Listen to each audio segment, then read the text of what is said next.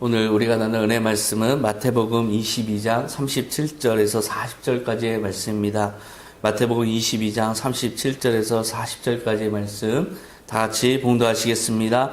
예수께서 이르시되 내 마음을 다하고 목숨을 다하고 힘을 다하여 주 너의 하나님을 사랑하라 하셨으니 이것이 크고 첫째 되는 계명이요 둘째도 그와 같으니 내 이웃을 내 자신같이 사랑하라 하셨으니 이 두 계명이 온 율법과 선지자의 강령이니라. 아멘. 오늘 말씀은 예수의 친구들이라는 제목으로 은혜를 나누고자 합니다. 오늘 본문을 보니까요, 하나님을 사랑하고 이웃을 사랑하라, 이것이 두 강령이라고 말씀하십니다. 그런데 이것은 사실은 하나입니다. 하나님을 사랑하는 사람이 이웃을 사랑하지 않을 수 없고, 이웃을 사랑하는 사람이 그 궁극인 하나님을 사랑하지 않을 수 없습니다. 그래서 이웃을 사랑하는 행위를 통해서 하나님 사랑을 드러내고, 하나님 사랑을 통해서 이웃 사랑을 실천할 수 있는 힘을 얻게 되는 이 모든 말씀은 사실 사랑하라 하나에 담겨 있습니다. 친구와 가족 등 함께하는 사람들을 보면 그 사람을 알 수 있다 그럽니다. 친구를 보면 알 수 있다, 아내를 보면 알 수 있다. 그래서 같이 하는 사람들이, 화목한 사람들 보면요, 아주 밝아요. 어제 그 학부모 가정을 상담했습니다. 한 가정을 상담했는데요, 아버지가 너무나 유머 있고 좋아요. 그러니까 밝으니까 그 부부가 다 아주 유머가 넘치고, 그리고 가정이 화목합니다. 다툴 일이 없고 서로 모두가 다 협력해서 뭔가를 해 나가는 그런 모습들을 볼 수가 있었어요. 근데 과묵하고 아주 빈정거리고 서로가 이제 안 좋은 모습들을 가진 그 가정은 그만큼 사랑이 실천되지 않는 것이죠. 그러면 그곳이 바로 지옥이 아니고 무엇이겠습니까? 사랑하라라는 것은 사실 하나님의 나라를 경험하라, 주님 안에서 하나님의 나라를 경험하라, 바로 그런 말씀입니다. 우리 홍 교수님께서 우리 교회에 오셔서 설교하신 후에 하신 말씀이 우리 성도님들이 다 빛난다는 거예요. 얼굴과 표정이 다 빛난다. 어떻게 이렇게 성도님들이 다 빛나냐. 어디 가면 다 어둡고 우중충한데 우리 교회는 참 빛나더라. 저는 그것이 아무 바라는 것 없이 순수하게 서로 잘하고 싶어하는 그 우리 성도님들의 마음이 나타난 거라고 생각해요. 저도 항상 그걸 느끼고 있습니다. 바로 그런 교회가 사랑이 넘치는 교회고, 그런 교회에 하나님도 함께 하시고 싶어 하시고, 그런 교회에서 주님의 역사가 일어나는 겁니다. 이런 사람들과 함께하는 신앙생활이 진짜 가치 있고 의미 있는 신앙생활이에요. 이 험악한 세상에서, 이 고독한 세상에서, 점점 살기 어려운 이 세상에서 이런 사람들과 함께 신앙생활 한다는 게 바로 우리 삶의 희망과 행복의 그런 바로 비결입니다. 오늘 본문에 보니까 내 하나님을 사랑하고 이웃을 사랑하라, 이것이 모든 가르침의 핵심이다. 이렇게 사랑을 우리가 이야기하고 사랑을 그렇게 실천하는 것이 우리의 모든 삶의 목적이라고 주님께서 분명히 말씀하신 거예요. 그런데 다른 성경에는 바로 그렇게 사랑하는 사람들이 나의 친구다, 또 이렇게 말씀하세요. 우리가 서로 사랑하고 하나님을 사랑하고 이웃을 사랑하면 예수님의 친구가 된다는 말씀입니다. 바로 그런 사랑을 실천하신 여러분 되시기 바랍니다. 지난 한 주에 우리는 한 사람을 잃었어요. 스티븐 호킹 박사입니다.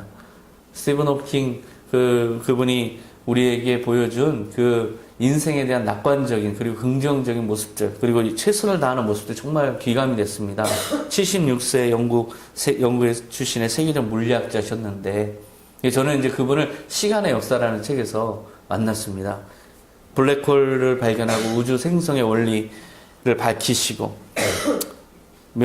저명한 수학자에게만 부여되는, 이 현존하는 최고의 수학자에게만 부여되는 캠브리지대의 그 루카시안 교수를 하시고, 연구에 몰두해서 우주론, 양자론 이런 것을 밝히신 그런 위대한 물리학자시죠. 뉴턴, 아인슈타인을 이어서 최고의 물리학자로 그 갭을 이었던 분입니다. 21살 때 옥스퍼드 대학교 다닐 때 근육이 점점 마비되는 루게릭병에 걸렸어요. 2년밖에 못 산다. 시한부 선고를 받은 그 2년이 됐을 그 무렵에 오히려 결혼을 합니다. 제인 와일드와 결혼해서 세 자녀를 낳고 25년을 살다가 이혼을 하고, 이혼 후에는 다시 자기 간호사와 또 결혼을 해서 11년을 살다가 또 이혼을 하고, 가정사는 좋지가 않습니다. 사실 마지막에는 그 간호사가 구타를 한다더라 이런 구설수도 있었어요. 그래서 불행한 가정사인데요. 그분의 삶을 조명한 보도 내용이 있어서 우리 다 같이 한번 잠시 보겠습니다. 세계적인 물리학자 스티븐 호킹 박사가 세상을 떠났습니다. 몸을 움직일 수도 혼자 말을 할 수도 없었던 그는 과학적인 업적뿐 아니라 용기와 유머를 잃지 않는 인간적인 면모로 영원히 기억될 유산을 남겼습니다. 김성탁 특파원입니다. 발을 내려다보지 말고 별을 올려다보라. 이렇게 말했던 호킹 박사가 영국 케임브리지의 자택에서 눈을 감았습니다. 21살 때 근육이 마비되는 루게릭병으로 2, 3년밖에 살지 못할 것이란 진단을 받았지만 그는 굴하지 않고 연구에 몰두했습니다. 머리가 뒤틀린 채 컴퓨터 음성 재생 장치를 쥐고 블랙홀이 입자를 방출해 증발할 수 있다는 이론을 소개하는 등 우주의 생성과 운용의 원리를 밝혀냈습니다. 저서 시간의 역사는 2,500만 부가 팔려나가며 인류의 상상력을 자극했습니다. 우주로 가지 않으면 인류에게 미래가 없다며 직접 무중력 상태를 체험하기도 했습니다. I am very excited. I have been wheelchair bound for almost 4 decades, and the chance to float free in zero G will be wonderful. See you in zero G. 뉴턴의 뒤를 이어 케임브리지대 루카시안 석좌 교수를 맡아 과학 대중화에 기여한 그는 심슨 가족 등 유명 TV 프로그램에 출연하는 등 유머를 잃지 않고 삶에 대한 깊이 있는 성찰로도 영감을 줬습니다. 기후변화와 불평등 등에도 목소리를 내는 사회활동가이기도 했습니다. 가정생활은 순탄치 않았습니다. 대학에서 만난 제인 와일드와 결혼해 세 자녀를 뒀지만 이혼했고 자신의 간호사와 재혼했으나 2006년 헤어졌습니다. 그의 사랑과 인생은 영화 사랑에 대한 모든 것으로 제작됐습니다. 호킹의 세 자녀는 아버지가 사랑하는 사람들이 살고 있지 않다면 우주는 대단한 곳이 아닐 것이라고 말했다고 전했습니다. 런던에서 JTBC 김성탁입니다. 지금 스티븐 호킹이라는 우리 아주 귀한 친구 한 사람을 떠나보낸 우리의 모든 인류가 다 안타까워하고 또 아쉬워하는데요. 그 스티븐 호킹이 남겨준 마지막 이 멘트 때문에 제가 이 동영상을 같이 봤습니다. 사랑하는 사람들이 살고 있지 않다면 우주는 대단한 곳이 아닐 것이다. 다른 말로 하면 사랑하며 살아가는 사람들이 있어서 우주와 이 행성은 대단한 곳이다. 바로 그런 의미입니다. 우주와 만물이라는 물질 속에서 한번 생각해 보세요. 우리 만물이라는 건 다 물질 세계입니다. 어떻게 사랑이라는 것이 존재할 수 있습니까? 모든 게 다 물질인데, 모든 게 다 동물의 새 같은 곳에서 어떻게 희생과 헌신과 진정한 따뜻한 사랑이 존재할 수 있습니까? 이것은 하나님의 형상을 닮은 그런 사람만이 진정으로 실천할 수 있는 가치. 그래서 이것이 위대한 것이다. 바로 스티븐 호킹은 그 가치를 이야기한 겁니다. 개인적으로 그 삶을 보면 참 불행한 그런 부분이 많아요. 그런 난치병을 앓고 평생을 살았다는 건 정말 불행한 겁니다. 가정생활도 순탄치 않고 마음에는 상처가 많았을 거예요. 그럼에도 불구하고 그의 마음속에는 이곳이 바로 사랑하는 사람들이 있어서 행복했던 행성이었다라는 고백이 남아있다는 것 자체가 저는 너무나 마음이 애잔한 그런 감동이 왔습니다. 사실 이 세상의 현실은 어떻습니까? 이웃을 사랑하지 않고 이웃을 이용하고 이웃을 아주 험하게 대하는 그런 사회입니다. 막장 세상이라고 할 수 있어요. 그럼에도 불구하고 그런 세상의 속에서 살면서도 사랑을 간직한 이 스티븐 호킹 정말 감동적입니다. 이 세상이 얼마나 험악한 곳인지를 이야기한 사람이 있습니다. 커트 버니건이라는 미국 인기 소설가인데요. 제5 도살장, 고양이 요람으로 아주 명성이 있습니다. 있는 그대로의 현실을 아주 시니컬하게 풍자한 소설들을 썼어요. 절대로 사과하지 않는 세상에 대해서 이야기합니다. 절대로 사과하지 않는 세상. 이곳에 대해서 이야기하는데 1994년 5월 8일 날 시라큐스 대학의 졸업 축사에서 이런 말을 합니다. 끔찍하고 엉망진창인 이 행성의 상태에 대해서 사과합니다. 그러나 여긴 언제나 엉망이었죠. 좋았던 옛날은 존재한 적이 없습니다. 지구 행성의 인간은 사랑이라는 위대한 가치를 전혀 선택하기보다는 서로를 인간 이하로 대하고 서로를 비참하게 만드는 그런 삶을 살아가고 있다.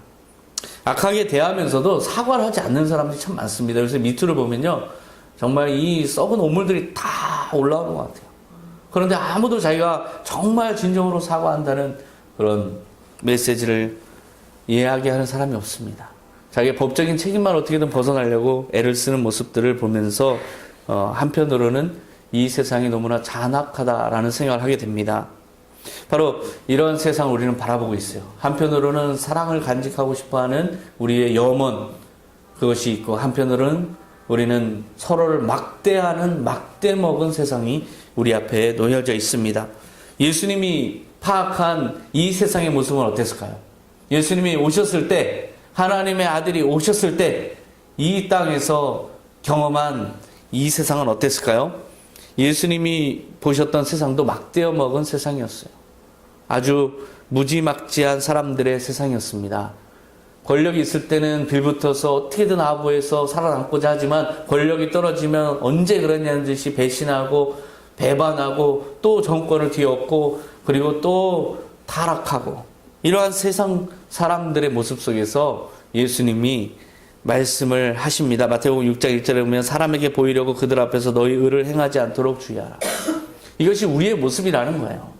사람 앞에서 의를 행하려고 보이는 것만 신경 쓰는 우리의 모습. 그러나 이면에는 엄청난 악과 폭력이 계속해서 작용하고 있는 우리의 이중성에 대해서 주님께서 질책하신 겁니다. 보이지 않는 곳에서 저지르는 악행과 불의를 보시는 분의 말씀입니다. 에베소서 5장 12절에 그들이 은밀히 행하는 것들은 말하기도 부끄러운 것들이라. 예수님은 다 바라보시거든요. 그러니까 얼마나 고통스러우셨겠어요. 한번 생각해 보세요. 겉으로 드러나는 선을 보면 참 그럴듯한데 그 속이 썩어 있습니다. 그 속에 구정물이 있어요. 그런데 겉으로 드러나는 거는 아주 근엄하게 나타나는 이 서기관과 바리새인들을 보면서 그 얼마나 충격을 받으셨겠습니까? 그것이 괴물이 아니고 뭐겠어요? 겉으로는 착한 모습이지만 속으로는 그 더러움의 모습이 있는 그 모습으로 다가온다고 생각해 보세요. 좀비가 다가오는 것처럼 느끼지 않겠습니까? 이 세상 완전히 그 좀비의 세상이라고 느낄 만하죠. 그래서 마태복음 23장 27절에 화 있을진저 외식하는 서기관들과 바리새인들이여 회칠한 무덤 같으니 겉으로는 아름답게 보이나 그 안에는 죽은 사람의 뼈와 모든 더러운 것이 가득하도다. 사람들이 생각할 때는 이 말이 너무나 심한 말 아니십니까? 그런데 하나님의 아들이 오셔서 오죽했으면 이렇게 얘기했겠어요. 예수님은 겉으로 드러나는 것과 그 마음을 동시에 볼 수 있기 때문에 너무나 고난을 당하셨다고 저는 생각해요. 예수님의 고난은 여기 있습니다. 진실하지 못한 인간들에게 있어요. 겉으로 율법을 잘 지키지만 속으로는 썩어 있는 그들의 모습을 봐야만 되는 그 자체가 얼마나 고통입니까? 저도 그런 고통을 많이 느낍니다. 차이가 많으면 고통이에요. 차이가 많으면 고통입니다. 마태복음 23장 26절에 눈먼 바리새인이여 너는 먼저 안을 깨끗이 하라. 그리하면 겉도 깨끗하리라. 예수님은 기만과 위선에 찬 사람들을 향해서 아주 질려버린 거예요. 그래서 말씀하십니다. 이 눈먼 인간들아. 어느 정도였길래 하나님의 아들이 오셔서 이토록 욕에 가까운 말들을, 비난을 퍼부으셨을까? 어느 정도였길래? 저는 그것을 경험한 적이 있어요. 제가 고등학교 때 영어 선생님께서 새로 오셨습니다. 완전 천사예요. 영어 선생님인데 완전 천사예요. 정말 너무 천사예요. 그런데 너무 천사이니까 애들이 이 선생님을 막 괴롭히기 시작합니다. 선생님이 이 펜을 딱 들어서 칠판에 뭘 쓰려고 하면 막 돌아다녀요. 막 뭐 까먹습니다. 도시락 까먹고 막 선생님을 향해서 주먹도 막 이루고 막 그럽니다.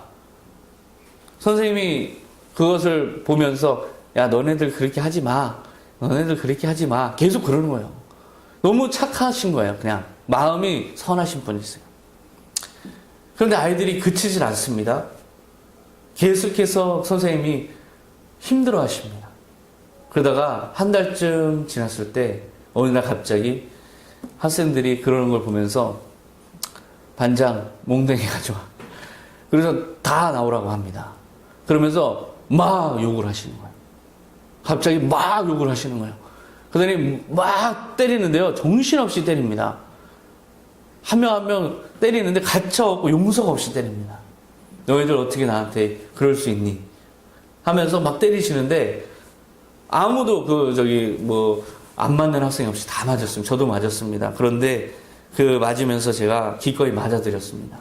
정말 너무나 죄송했거든요. 나중에 저는 굉장히 열심히 그 선생님을 따랐기 때문에 그 같은 동아리를 또 했고 그래서 정말 그 마음이 너무나 안타까웠는데요. 그때 그 당시에 그 선생님의 모습을 보면서 심판이란 그런 거구나 라고 생각했습니다. 심판이란 그런 겁니다. 하나님의 아들이 이 땅에 오셔서 그 정도로 이런 말씀을 하실 때는 그 정도로 막대어 먹은 세상입니다. 막대어 먹은 사람들이에요. 겉으로는 다 천사 같지만 속으로는 다 썩어버린 이 사회를 보면서 예수님은 너무나 고독하셨을 겁니다. 이것이 예수님의 고통이에요. 친구가 없어요. 이 세상에 왔는데 아무런 친구가 없어요. 다 썩어버렸습니다. 좀비들의 세상인 거예요. 얼마나 고통스럽겠어요. 근데 그들의 죄를 다 짊어져야 되는 자신의 운명을 한번 생각해 보세요. 이 막대어 먹은 사람들의 세상 속에서 힘겹게 하루하루 사역을 해 나가시던 이 예수님에게 어느 날 감동적인 일이 벌어집니다. 너무나 예수님이 감격한 사건이 하나 일어납니다. 마가복음 2장 1절에 보면 수일 후에 예수께서 다시 가버나움에 들어가시니 집에 계시다는 소문이 들린지라 많은 사람이 모여서 문 앞까지도 들어설 자리가 없게 되었는데 예수께서 그들에게 도를 말씀하시더니 지금 예수님께서 한 집에 들어가셨는데요. 집인데도 불구하고 사람들이 너무 많이 와서 집이 꽉 차고 밖에까지 사람들이 꽉 차서 넘칠 지경입니다. 왜 그렇게 많은 사람들이 왔을까요? 그 사람들이 예수님이 도를 가르치시니까 이 죄사함을 받아야 하나님 나라가 들어갈 수 있다는 이 천국 복음을 들으러 왔을까요? 그것을 기대해서 왔을까요? 전혀 그렇지가 않아요. 병이 혹시 나을까 해서 자기 문제가 좀 해결될까 해서 그 기회를 찾아서 온 사람들이 대부분입니다. 예수님은 그걸 다 알고 계세요. 알고 계시면서 그 사람들에게 천국 복음 먼저 이야기하는 겁니다. 예수님의 회의감이 얼마나 컸을까 한번 생각해 보세요. 그런데 그 와중에 한 무리의 사람들이 옵니다. 마가복음 2장 3절에 보면 사람들이 한 중풍병자를 네 사람에게 메워가지고 예수께로 올세 무리들 때문에 예수께 데려갈 수 없으므로 한 중풍병자를 4명의 사람들이 들것에 실어서 이 집에 오는데요. 예수님이 다 그것을 알고 계십니다. 이들의 목적도 다른 사람들과 동일해요. 이 중풍병자를 어떻게든 고쳐야겠다. 바로 그런 목적이죠. 그러면 다른 사람들처럼 밖에서 기다려야 되는데 이 사람들은 좀 다르게 행동합니다. 아주 막무가내로 행동해요. 마가복음 2장 4절에 보면 그 계신 곳에 지붕을 뜯어 구멍을 내고 중풍병자가 누운 상을 달아내리니 지붕을 뜯어서 중풍병자를 4명이 달아내린다는 이 상황을 한번 상상해 보세요. 이건 완전히 상식을 초월하는 일입니다. 완전히 막무가내예요. 그런데 그 사람들의 모습을 한번 상상해 보세요. 최선을 다해서 자기 중풍병을 친구를 어떻게든 낫게 하려고 4명이서 한 사람을 내리는 그 억센 팔을 한번 보세요. 그 억센 팔에서 사랑이 넘치지 않습니까? 지붕을 뜯어서 구멍을 냈어요. 막무가내입니다. 그러나 거기엔 열정이 담겨 있어요. 친구를 살려야 된다는 열정이 담겨 있어요. 다른 사람의 집인데 그러면 이거 뒷일을 감수해야 됩니다. 이 지붕 뜯은 거 이거 다 고쳐야 되고요. 나중에 그걸 다 손해배상을 해야 됩니다. 누구를 위해서 이런 일을 하고 있나요? 중풍병자입니다. 중풍병자는 쉽게 낫지를 않아요. 이미 사지가 마비됐고 이 내적으로도 기능이 상실됐습니다. 이러한 희망 없는 무익하기까지 하고 불필요한 시도로 보이는 그 한 사람을 고치기 위해서 젊은 장정 4명이서 이 모든 수고를 감당하고 있는 상황을 한번 상상해 보세요. 만약에 예수님이 못 고치시면 어떻게 됩니까? 만약에 예수님이 야 이런 식으로 하지 말자 거부하시면 어떻게 됩니까? 이 모든 것들은 다 무위로 돌아가고 괜한 짓을 한 게 되고 뒤처리해야 되고 손실이 이만저만이 아닙니다. 사실상 그럴 만한 가치가 있는 시도인가 한번 생각해 보세요. 그런데도 그들은 감행합니다. 그 이유가 무엇일까요? 이들이 왜 이렇게 막무가내로 친구 한 명 살리자고 이렇게 수고를 마다하지 않았을까요? 바로 예수님은 반드시 고치신다라는 확신이 있었어요. 하나님의 아들이다. 먼저 이것부터 인정하는 겁니다. 예수님은 하나님의 아들이다. 그래서 고칠 수 있다. 고칠 수 있는 능력도 있을 뿐만 아니라 우리가 이런 식으로 사랑을 보여드리면 그분은 그 마음에 움직여서 이것의 사랑으로 호응하실 수 있는 분이다. 예수님의 전능함과 그 사랑을 믿었습니다. 그러한 강력한 믿음, 살아계신 하나님에 대한 믿음으로 이들이 내렸을 때 바로 거기에서 역사가 일어난 겁니다. 우리도 마찬가지예요. 우리도 뭔가 기적을 보려면요, 예수님의 살아계심을 먼저 인정해야 돼요. 여기 하나님 지금 살아계십니다. 안 보이시지만 살아계십니다. 주님 다 아십니다. 역사하실 겁니다. 주님 내가 이렇게 헌신하는 것, 이렇게 수고하는 것 외면치 않으실 사랑의 주님이십니다. 바로 그 진정성 있는 예수님을 믿고 나도 또한 진정성 있게 다가갈 때 주님의 역사를 보게 되는 겁니다.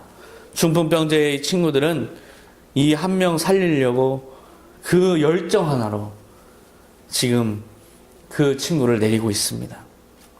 사실 여기서 하나 또 볼 수 있는 게 있습니다. 이 중풍병자가 평소에 삶이 어땠을까 한번 엿볼 수 있어요. 이 친구들이 이 정도로 할 정도면 중풍병자도 평소에 그 친구들을 향해서 얼마나 뜨거운 사랑과 순수함을 가지고 대했는지를 알 수가 있어요. 그저 또한 성실하게 친구들을 위해서 수고했을 겁니다. 예상 그런 진실되고 그런 사랑의 친구 관계였음을 엿볼 수 있는 장면이에요. 평소의 진실함이 바로 위기 때는 사랑의 열정으로 발휘되는 겁니다. 그래서 우리는 평소에 우리 서로가 서로를 위해서 사랑을 베풀고 사랑을 나눠야 돼요. 사랑으로 똘똘 뭉친 그 공동체는 결코 주님의 시선에서 벗어나지 않습니다. 마가복음 2장 5절에 예수께서 그들의 믿음을 보시고, 예수님께서 그들의 믿음을 보셨어요. 4명의 친구들의 믿음을 보셨어요. 그리고 또 한 명 중풍병자의 믿음도 보셨어요. 지금 이 친구들의 이런 노력과 열정 너무나 고맙고 너무나 사랑스럽고 너무나 그 믿음이 대단한데 주님께서 반드시 고쳐주시리라. 그래서 마다하지 않고 그냥 가만히 기도만 하고 있습니다. 친구들을 살리고 싶어하는 따뜻한 사랑의 마음이 전해지고, 그리고 또 예수님께서 반드시 일하실 거라는 믿음도 전해지고, 사랑의 주여 전능하신 하나님에 대한 믿음이 완전하게 이야기되는 한 현장 아닙니까? 바로 여기에서 예수님 영광 받으셨어요. 바로 여기에서 예수님 하나님의 아들로 인정받으셨습니다. 이미 그 4명의 그 막무가내 그 열정 거기에서 하나님의 아들이라는 영광을 이미 다 받으셨어요. 나를 이토록 믿는 너희들이구나. 주님께서 감격하셨습니다. 그래서 마가복음 2장 5절에 중풍병자에게 이르시되 작은 자여 내 죄사함을 받았느니라 하시니, 4명의 믿음을 보시고, 4명의 믿음을 보시고 야 너네들 믿음이 대단하구나가 아니라 4명의 믿음을 보시고 너의 죄사함을 받았느니라. 4명의 믿음을 보시고 그들에게 인정하고 그들에게 뭔가 축복을 하지 않으시고, 그들이 염원인 이 사람을 위해서 주님께서 내 믿음이 너 죄사함을 받았느니라, 즉 내 믿음이 너를 구원하였느니라, 그렇게 말씀하신 겁니다. 바로 이것이 공동체의 원리예요. 우리 중에 고통당하는 사람들이 있습니다. 몸이 아파서 힘들어하는 사람들이 있습니다. 우리가 해야 될 일은 우리의 믿음을 하나님께 보여드리는 거예요. 주님, 저 한 영혼을 위해서 기도합니다. 주님께서 치료하여 주시옵소서, 구원하여 주시옵소서, 저 문제에서 해결하여 주시옵소서. 바로 우리가 똘똘 뭉쳐서 사랑으로 기도하면 우리의 믿음을 보시고 주님께서 그 사람을 구해주시는 겁니다. 바로 이러한 역사, 이 바로 중보기도의 역사예요. 이러한 역사가 일어났습니다. 마가복음 2장 11절에 내가 내게 이르노니 일어나 내 상을 가지고 집으로 가라 하시니, 이제까지 이 침상은 자기가 불구자임을 입증하는 그런 도구였습니다. 그러나 이제는 예수님을 만나고 나서 이 침상은 예수님이 하나님의 아들이심을 증거하는 바로 그 도구가 된 거죠. 증거 자체가 된 겁니다. 마가복음 2장 12절에 그가 일어나고 상을 가지고 모든 사람 앞에서 나아가거늘 그들이 다 놀라 하나님께 영광을 돌리며 이르되 우리가 이런 일을 도무지 보지 못하였다 하더라. 주석에는 다 놀라가 이렇게 되어 있습니다. 거의 정신이 나갈 정도로 놀라 이렇게 되어 있습니다. 이 정도일 줄은 몰랐다. 이제까지 우리가 열심히 율법을 지키면서 하나님을 인정하고 하나님을 찬양해 왔지만 하나님이 실제 하는 현실이 이 정도일 줄은 몰랐다. 어떻게 중풍병자가 일어나느냐? 어떻게 죽은 자가 살아나느냐?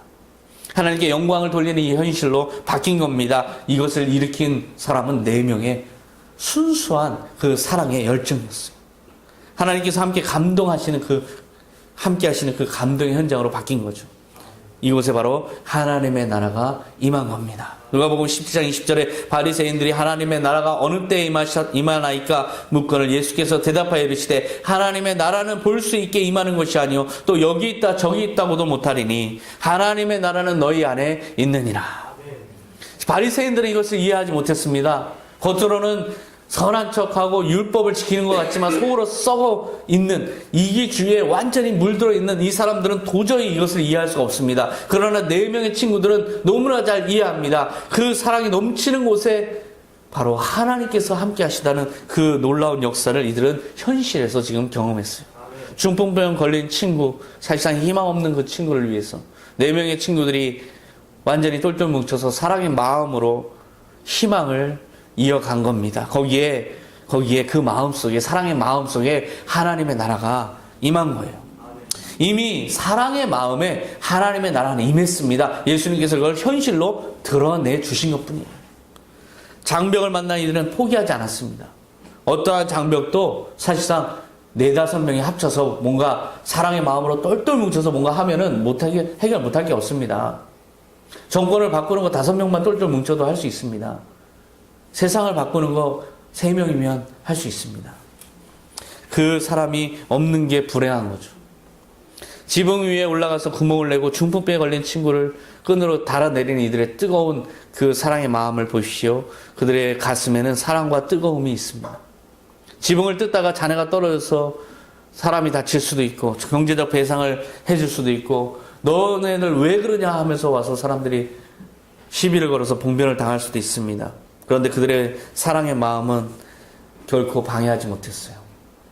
함께하는 자들의 이 믿음을 주님께서 보셨습니다.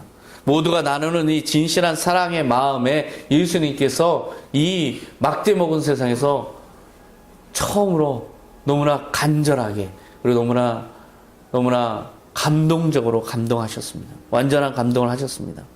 예수님께서 그들에게 말씀하시고 싶으신 게 있었을 거예요. 그게 무엇일까요? 그 병자에게는 내가 죄상을 받았느니라 내가 나았다 말씀하시는데 4명의 친구들에게 대한 말씀은 안 나와 있어요. 성경에. 그래서 제가 한번 유추해 봤습니다. 4명의 친구들에 대해서 뭐라고 말씀하셨을까? 저는 그렇게 생각해요. 야, 너네들 정말 친구들 대단하다. 너네들 어떻게 이렇게 사랑의 마음으로 이렇게까지 했느냐. 너네들 믿음이 참 대단하다. 그런데 내가 너희들의 친구가 되어주고 싶다. 그렇게 말씀하셨을 겁니다. 요한복음 15장 12절에 내 계명은 내가 너희를 사랑한 것 같이 너희도 서로 사랑하라 하는 이것이니라.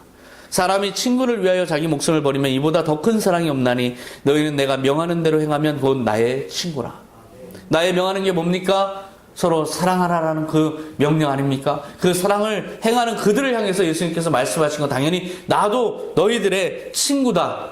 이 말씀을 하지 않으셨을까요? 마태복음 18장 20절에 2-3사람이 내 이름으로 모인 곳에는 나도 그들 중에 있느니라. 바로 우리가 사랑으로 똘똘 뭉쳐 있으면 주님께서 항상 계신 거예요. 주님께서 항상 계시기 때문에 모든 걸 할 수 있어요. 왜냐하면 우리의 힘으로 할 수 있는 게 아닙니다. 우리의 사랑 때문에 예수님을 모셨고 그렇기 때문에 다 같이 모든 걸 할 수 있는 겁니다. 우리 안에 계신 주님 때문에 할 수 있는 거죠. 주님이 떠나버린 공동체가 되어서는 안 됩니다. 교회 공동체는 바로 사랑으로 모여서 하나님의 사랑으로 모여서 이웃 사랑으로 실천되는 바로 공동체가 교회 공동체입니다. 바로 그 속에 주님께서 임하시고 그 주님께서 임하시기 때문에 거기는 기적의 현장이에요. 무엇을 주님께서 기대하시겠습니까? 우리에게 무엇을 원하시겠습니까? 진실한 사랑, 그거밖에 없습니다. 4명의 친구들처럼 그러한 진실한 사랑으로 모일 때 혼자 힘으로 할 수 없는 것 주님께서 함께 하시기 때문에 모든 걸 할 수 있습니다. 만약에 우리가 또한 서로를 위해서 진정한 친구가 되어주려고 노력할 때 주님께서 우리 가운데 오셔서 뭐라고 말씀하실까요? 우리가 사랑으로 하나 될 때 주님께서 우리 가운데 오셔서 하나님의 나라를 선포하시면서 뭐라고 말씀하실까요? 나도 너희들의 친구다. 그렇게 말씀하시지 않을까요? 기도하겠습니다. 하나님 아버지 감사합니다. 우리는 세상에 친구가 없습니다. 너무나 고독합니다. 그러나 사랑의 공동체에 와서 비로소 친구들을 만났습니다. 그리고 이곳에서 우리가 서로를 향해서 그 사랑에 감동해서 서로를 사랑할 뿐인데 또 다른 친구가 임하십니다. 바로 예수 그리스도이십니다. 그렇기 때문에 우리는 모든 것을 할 수 있고 모든 것을 이룰 수 있고 이것이 바로 하나님의 나라입니다. 바로 이러한 교회 공동체, 우리 선한 청지교회가 되게 하여 주시고 우리 가운데 사랑이 넘쳐서 예수 그리스도의 친구들로서 자부심을 가지고 이 세상을 살아가게 하여 주시옵소서. 감사드리며 예수님의 이름으로 기도하옵나이다. 아멘.